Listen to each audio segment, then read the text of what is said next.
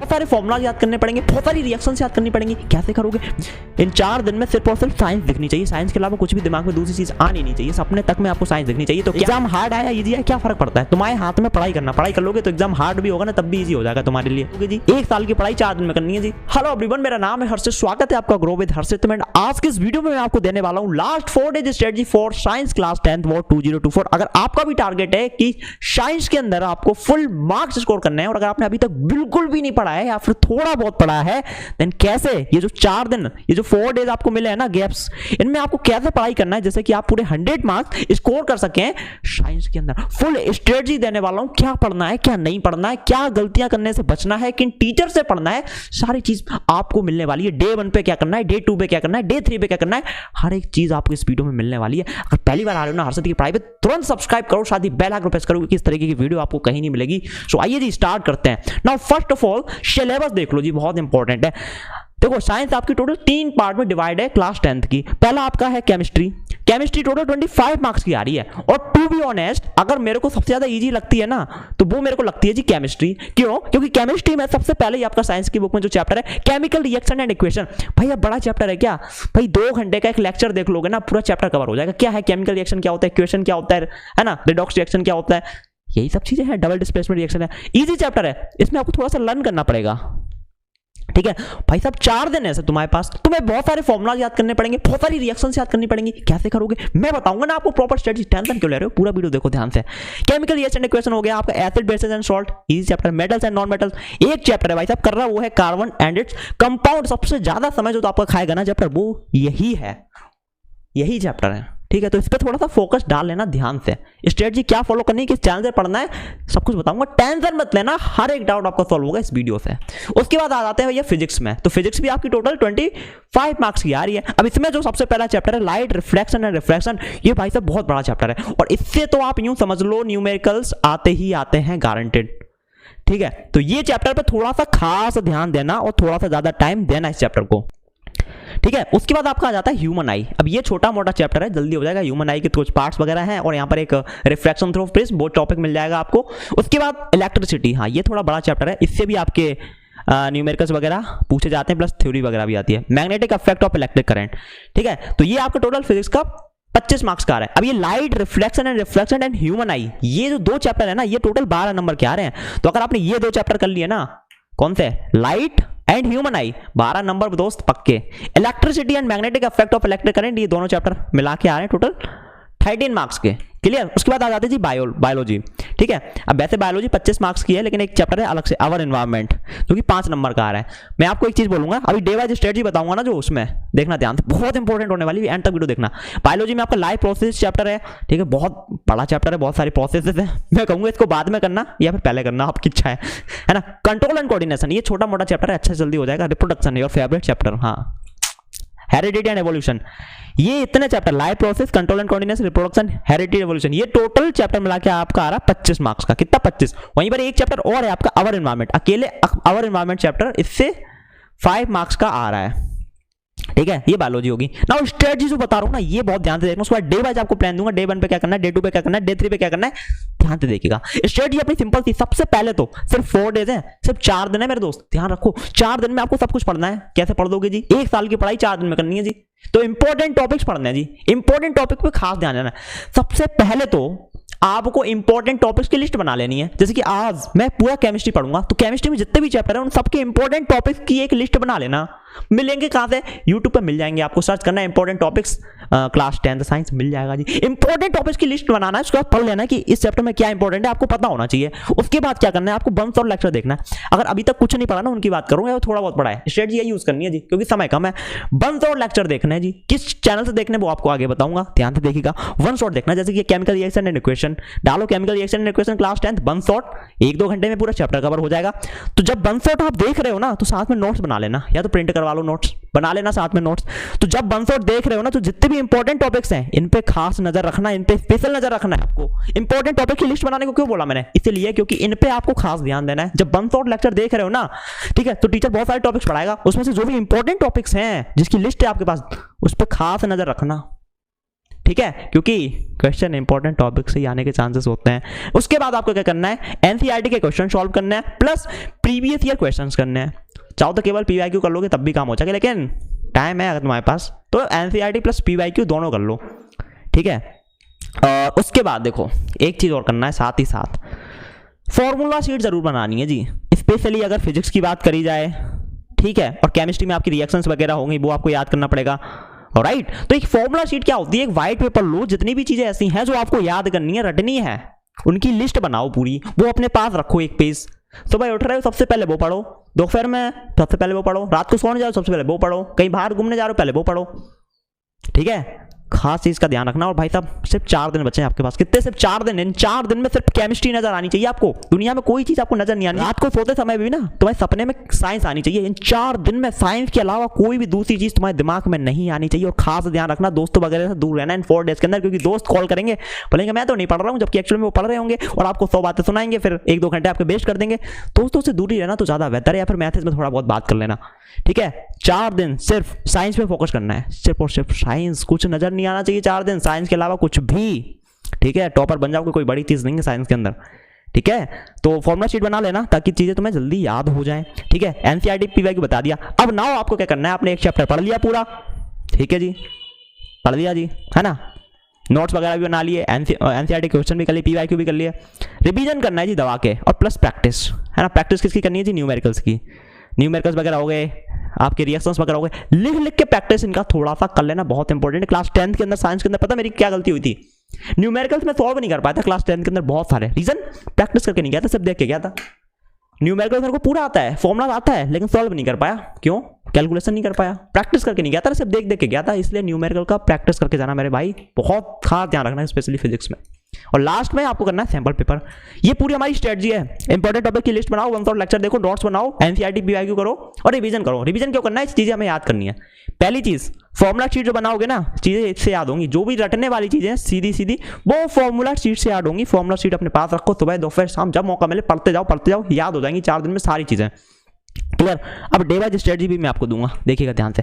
Day 1 देखो, ये strategy जो मैं दे रहा हूँ ना, अपने हिसाब से चेंज भी कर सकते हैं। डे 1 पे मैंने केमिस्ट्री रखी, आप चाहो तो फिजिक्स रख लो, ठीक है। बट केमिस्ट्री मुझे थोड़ी सी ईजी लगती है, तो मैं सोचता पहले ईजी चीज निपटा लो, ठीक है, क्योंकि पहले ही दिन अगर हार्ड पढ़ोगे डिमोटिवेट हो जाओगे एकदम से, ठीक है। तो डे 1 पे मैंने रखा है केमिस्ट्री। अब भाई साहब केमिस्ट्री में हमारे पास सिर्फ 4 चैप्टर हैं, वही chemical reaction and reaction, acid basis and salt, metals and non metals and carbon compound. ये 4 चैप्टर मैं ऐसा मानता हूं कि एक दिन में बहुत ईजिली हो जाएंगे, क्योंकि ये इतने बड़े नहीं है चैप्टर, ठीक है। प्लस साथ में अवर एनवायरनमेंट, ये चैप्टर भी तुम निपटा लो। अवर एनवायरनमेंट ये चैप्टर भी आपको डे 1 पे ही कवर कर लो, केमिस्ट्री प्लस अवर एनवायरनमेंट। इससे आपके 30 मार्क्स पक्के हो जाएंगे। और भाई इतना पढ़ लिया ना अगर आपने अच्छे से, पास तो हो जाओगे तुम यूं ही क्लास 10th में साइंस में, सिर्फ इतना पढ़ लोगे तभी पास हो जाओगे, ठीक है। क्योंकि तुम्हें पास होने के लिए कितने मार्क्स चाहिए, समझ रहे हो। तो केमिस्ट्री प्लस अवर एनवायरनमेंट ये हमारा डे 1 का टारगेट होना चाहिए, कवर करना है, पूरी दम लगा दो। क्योंकि अगेन मैं फिर से बोल रहा हूँ, इन 4 दिन में सिर्फ और सिर्फ साइंस दिखनी चाहिए, साइंस के अलावा कुछ भी दिमाग में दूसरी चीज आनी नहीं चाहिए, सपने तक में आपको साइंस दिखनी चाहिए। तो क्या पूरे दिन अगर पढ़ोगे बैठ के तुम केमिस्ट्री प्लस अवर एनवायरनमेंट, ये चैप्टर नहीं निपटा पाओगे डे 1 में, अरे बिल्कुल निपटा लोगे यार। इस समय सिर्फ और सिर्फ हमें साइंस दिख रही, फुल फोकस साइंस पे, तो इजीली डे 1 पे आप इतना कर सकते हो। डे 2 पे हमने क्या रखा है, डे 2 पे हमने रखा है जी फिजिक्स। इससे आ रहा टोटल 25 मार्क्स का, ठीक है।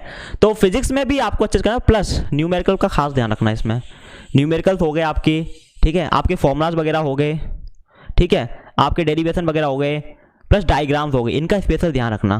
अब ये सारी चीज़ ना आप ना, जैसे फॉर्मूला हो गए, है ना, कुछ डायग्राम हो गए, या फॉर्मूला शीट पे ऐड कर लेना ताकि तुम्हें याद हो जाए वो, क्लियर। तो फिजिक्स में बस यही है यार, पढ़ो थोड़ा सा, लाइट चैप्टर आपका बड़ा है, लेकिन थोड़ा समझ के अच्छे से पढ़ते जाओ, हो जाएगा, क्लियर। और एक खास बात ध्यान रखना, कुछ ज़्यादा समझने की जरूरत नहीं है भाई, सिर्फ 4 दिन है, हमें पास होना है, केमिस्ट्री में फुल मार्क्स स्कोर करना है, हमें ज़्यादा होशियार नहीं बनना है, हमें स्मार्ट नहीं बनना है कि हर एक चीज़ समझ के पढ़े, नहीं। कुछ चीज हम रट सकते हैं ना, तो उसको रट लेंगे, ज्यादा क्वेश्चन, ज्यादा इन डेप्थ घुसने की जरूरत नहीं है, ऊपर से पढ़ लो कि भाई जितना बोर्ड एग्जाम में पूछा जाएगा उतना पढ़ लो, लिख के आ जाएंगे, पास हो जाएंगे, दैट्स इट, ठीक है। अगर एक्सपर्ट बनना है ना उसमें, फिजिक्स में या केमिस्ट्री किसी में भी, तो भाई साहब बाद में कर लेना, अभी सिर्फ तुम्हें टॉपर बनने का तुम्हारा प्लान है, सिलेबस पूरा करना है, राइट। तो रट लेना कुछ चीज़ें, हर चीज़ समझने की नहीं होती। डे 3 पे मैंने रखा है जी बायोलॉजी, जो कि आ रहा 25 मार्क्स का। अब बायोलॉजी मैंने डे 3 पे रखा है, इफ़ पॉसिबल ट्राई करना कि डे 3 पे बायोलॉजी पूरा कवर कर लो। मेरे बस की तो नहीं थी, रीजन इज दैट मुझे बायोलॉजी समझ में नहीं आती थी। जैसे इसमें लाइफ प्रोसेस चैप्टर है भाई, इसमें ही 4 पार्ट्स हैं इस चैप्टर के और बहुत बड़े बड़े हैं, ठीक है। तो मैं कहूँगा इसको चाहो तो स्टार्टिंग में ही करो या फिर इसको लास्ट में करना आप, मतलब लास्ट में।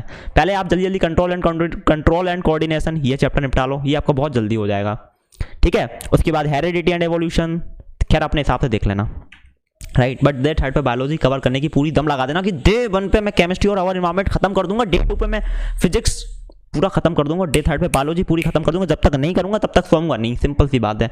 और बता दिया अगेन, 4 दिन से प्रोसेस साइंस पे फोकस रखना है, कोई दूसरी चीज दिखनी नहीं चाहिए आपको, क्लियर। और डे 4 लास्ट डे आपको क्या करना है जी, रिवीजन। डे 4 पे एक गलती मत करना, न्यू टॉपिक्स तो भूल के भी डे 4 पे नहीं पढ़ना है, क्योंकि डे 5 पे आपका एग्जाम। न्यू टॉपिक्स तो बिल्कुल भी नहीं पढ़ना है डे 4 में। अगर पढ़ोगे न्यू टॉपिक्स, देखो सिंपल सी बात है, एग्जाम से एक दिन पहले अगर आप कोई नया टॉपिक पढ़ रहे हो ना, और वो इंपॉर्टेंट भी है, उसमें चीजें याद भी करनी है, प्रैक्टिस भी करनी है, तो भाई साहब ना तो तुम याद कर पाओगे ना प्रैक्टिस कर पाओगे, क्योंकि इतना तुम्हारे पास समय नहीं है। फिर वो टॉपिक तुम्हें सही से समझ में नहीं आएगा, याद नहीं होगा, तुम डिमोटिवेट हो जाओगे, अरे यार वो मेरे को आता नहीं है। एग्जाम जाओगे देने, फिर वही टॉपिक हल्का सा दिमाग में आएगा, फिर किताब खोलोगे, अरे यार उसके चक्कर में तो पुराना भी भूल जाओगे पढ़ा पढ़ाया।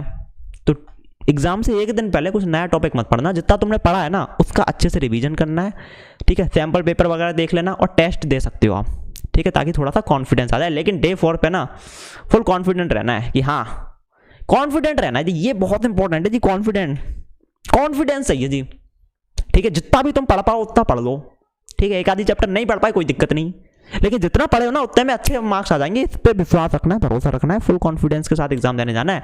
और रोते धोते नहीं जाना है, बिल्कुल रोते हुए मत जाना एग्जाम देने। रोते हुए जाओगे ना और बहुत दुखी होगे, मैंने ये नहीं पढ़ा वो नहीं पढ़ा, भाई साहब जितना पढ़ा होगा ना उतना भी भूल जाओगे। ये गलती मैं कर चुका हूँ तब बता रहा हूँ, ठीक है। तो एट लास्ट में बस इतना कहना चाहूँगा, जितना भी तुम्हारे पास समय है ना अच्छे से पढ़ो। किन यूट्यूब चैनल से पढ़ना है वो मैं आपको थोड़ा सा बता देता हूँ, वो भी देख लो।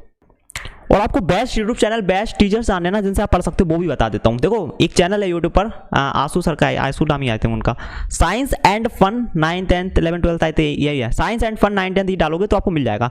अब यहाँ पर तो सर पूरा लाइव सेशन भी चलाने वाले, क्या चलाने वाले, लाइव सेशन।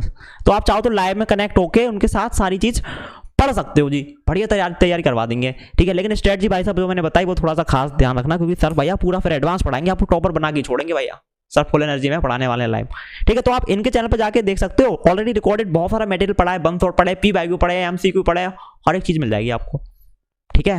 बहुत बढ़िया channel, science and fun 9th 10th, बढ़िया चैनल है जी। एक और चैनल है एडू हैप एडू मंत्र, जिससे मैं भी पढ़ चुका हूँ भैया अपने टाइम में। संजीव सर हैं जी, संजीव सर पढ़ाते हैं जी, physics chemistry biology social science भी पढ़ा देते हैं। एडू हैप एडू मंत्रा, ठीक है, ये चैनल आप देख सकते हो। बाकी वेदांतु के हैं, वेदांतु 9th 10th 10th इसको देख सकते हो। फिजिक्स वाला फाउंडेशन वगैरह है, खैर ये तो स्टार्टअप्स हैं भाई साहब, ठीक है। वेदांतु होगा, पीडब्ल्यू होगा, तो वो भी आप देख सकते हो। लेकिन मैं आपको बोलूँगा ये चैनल बेस्ट है भाई, आप science and fun 9th 10th भाई साहब बेस्ट है। लाइव सेशन भी चलने वाले हैं, ऑलरेडी मटेरियल पड़ा हुआ है। एडू हैप एडू मंत्र, इस पर भी आपको सारा मटेरियल मिल जाएगा साइंस का, ठीक है। बम शॉट मिल जाएगा, पी वाई क्यू मिल जाएगा, एमसीक्यू मिल जाएगा, सब कुछ मिल जाएगा। बाकी वेदांतु 9th 10th 10th पे अभिषेक सर फिजिक्स पढ़ाते हैं, वो आप देख सकते हो। कोई और टीचर हो वेदांतु फिजिक्स वाला अकेडमी वगैरह पे, तो उनसे भी आप पढ़ सकते हो। देखो इससे कोई फर्क नहीं पड़ता आप किस टीचर से पढ़ रहे हो, कोई भी टीचर पकड़ो उससे बढ़िया से पढ़ो। लेकिन जो स्ट्रेटजी बताई ना, जो बातें बताई ना, उनका खास ध्यान रखना, बम शॉट देखना है, रिवीजन सबसे ज्यादा करना है, क्योंकि जब तक चीजें तुम्हें समझ में नहीं आएंगी, जब तक चीजें याद नहीं होंगी, उसका कोई फायदा नहीं। तुम पूरा सिलेबस करके जा रहे हो, लेकिन अगर चीजें तुम्हारे दिमाग में घुसी नहीं है ना, तुमने प्रैक्टिस नहीं करी ना, तुमने रिवीजन नहीं किया ना, तो लिख के क्या आओगे, ये लिख के आओगे कि मेरा सिलेबस पूरा था, नहीं ना मेरे दोस्त। तो 4 दिन बच्चे हैं, फुल फोकस के साथ पढ़ाई करो, सिर्फ और सिर्फ साइंस देखना चाहिए इन 4 दिनों के अंदर आपको। और मैं इतना बता देता हूं, अगर पढ़ रहे हो ना बैठ के फुल फोकस के साथ, स्ट्रेटजी आप खुद अपनी बना लोगे, गारंटी से बोल रहा हूं, ठीक है। और सबसे इंपॉर्टेंट चीज, इस समय ज्यादा टेंशन लेने का नहीं। डर लग रहा है ना, डर लग रहा है तो पढ़ो ना यार। डर जिसको काफी बच्चे मैंने देखे भाई डर लग रहा है, फिर वो सो जाते हैं या फिर रील्स देखते हैं। ऐसा मत करना, अगर डर लग रहा है ना, डर को यूज करो एज मोटिवेशन। डर लग रहा है मैं फेल ना हो जाऊं, तो पढ़ो बैठ के, अगर डर रियल में लग रहा है तो, ठीक है। और बाकी फुल फोकस पढ़ाई पे रखो, पढ़ाई अगर कर रहे हो ना तुम अच्छे से, ठीक है, तो डर लगेगा नहीं तुम्हें। और थोड़ा बहुत डर लगना बहुत नॉर्मल चीज़ है, उसको एक्सेप्ट कर लेना है। स्ट्रेस नहीं लेना है, टेंशन नहीं लेना है, माइंड को एकदम रिलैक्स रखना है। मैं पास होऊंगा, मैं फेल होऊंगा, एग्जाम हार्ड आएगा इजी आएगा, ये सब चीज़ तुम्हारे कंट्रोल में नहीं है। तो इन सब चीज़ पे फोकस नहीं करना मेरे भाई, फोकस करना है पढ़ाई पे। आप क्या कर सकते हो, समय एग्जाम हार्ड आएगा इजी आएगा तुम्हारे हाथ में, कितने मार्क्स आएंगे तुम्हारे, फेल हो गए कि बात तुम्हारे हाथ में नहीं, तुम्हारे हाथ में क्या है, पढ़ाई कर सकते हैं आज। तो पढ़ाई पे फोकस करो ना, और अगर पढ़ाई पे फोकस करोगे तो पास फेल वो ऑटोमेटिकली डिसाइड हो जाएगा, ऑटोमेटिकली पास हो जाओगे, अच्छे से पढ़ोगे ऑटोमेटिकली टॉपर बन जाओगे। एग्जाम हार्ड है या इजी है क्या फर्क पड़ता है, तुम्हारे हाथ में पढ़ाई करना, पढ़ाई कर लोगे तो एग्जाम हार्ड भी होगा ना तब भी इजी हो जाएगा तुम्हारे लिए। भगवत गीता में भगवान कहते हैं कि यार कर्म पर फोकस करो, रिजल्ट क्या मिल रहा है वो हमारे ऊपर छोड़ दो। क्लियर? तो रिजल्ट को छोड़ दो भगवान के हाथ में, आपके हाथ में काम करना, कर्म करना, बढ़िया से पढ़ाई करो, अपना कर्म करो एंड सब कुछ अच्छा होगा, पॉजिटिव रहना है। कुछ भी डाउट हो, कुछ भी पूछना, अभी भी आप नीचे कमेंट कर सकते हैं। इस वीडियो में इतना ही, आई होप आपको वीडियो पसंद आएगा। अगर पसंद आएगा वीडियो को लाइक करो, साथ ही चैनल को subscribe and bell icon press. मैं मिलता हूं अगली वीडियो में। Till then take care, bye bye.